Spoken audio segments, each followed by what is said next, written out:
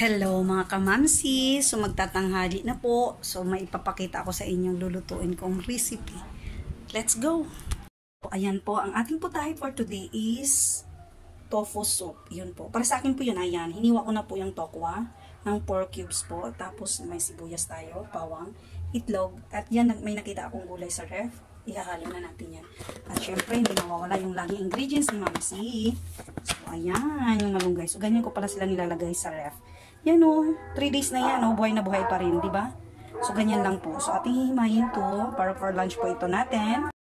So, ayun po mga kamami, nahimay na natin. So, ngayon, gugunting-guntingin natin para lumiit siya. So, ayan po mga kamami, nahiwa na natin or nagunting na po natin yung ating malunggay. So, ilalagay na rin po natin yung ating itlog. So, ayan, imimix lang po natin siya dyan, okay? Ganun lang po natin siya dyan. Ang itlog. Tapos isabay na natin mamaya paglunod yung itlog at saka yung itong malunggay. Parang kulang tayo sa itlog kaya magdagdag tayo mga mamshi. Dadagdagan natin ng itlog ng isang itlog. 2 itlog na to mga mamshi ang aking hinalo. So yan. Kahalo lang po natin. Set aside na natin kasi magluluto na. So ayan, mainit na yung ating kawali mga mamsi. Kaya ilalagay na natin yung ating olive oil. Medyo damihan po natin kasi iprito muna natin yung tokwa. Yan. Medyo iprito lang natin siya. Ay, tumatalsik mga mamsi. Ayan. Ayan, nag-brown na konti yung ating tokwa mga mamsi. Igilid lang natin para makagisa tayo ng sibuyas, bawang at iba pa. Nalagay ko na po yung bawang. Tustahin lang po muna natin yung bawang.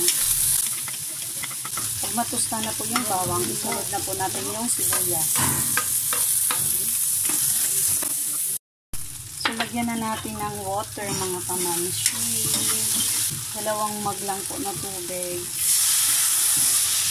Yan. 1 kalahati pala, hindi 2. 1 kalahati.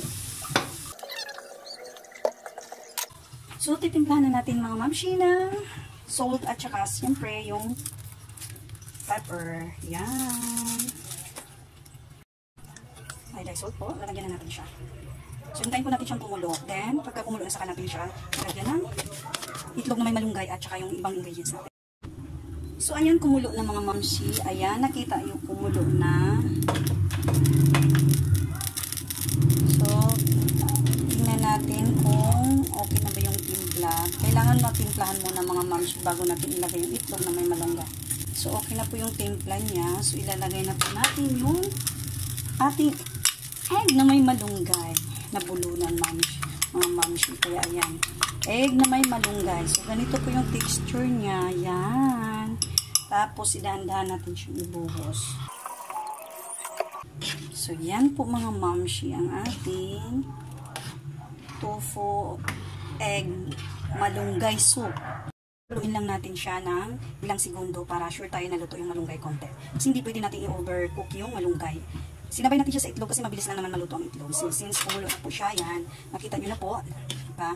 So, pwede na po yan mga mamshi. So, silunod na natin yung huli natin yung kamuti tops. Leaves pala. So, yan. Yan lang po ang aking recipe. So, ayan na po mga mamshi. Ang aking tofu egg malunggay soup. So, yan na po siya. O, diba? Masustansya na para sa mga bata. Yan. Since paborito ng mga anak ko yung tofu. Ginagawan ko lang ng, twist. Yan na po siya mga moms. Yan ang aking luto. Thank you po sa pagpapanood. Thank you for watching. Bye!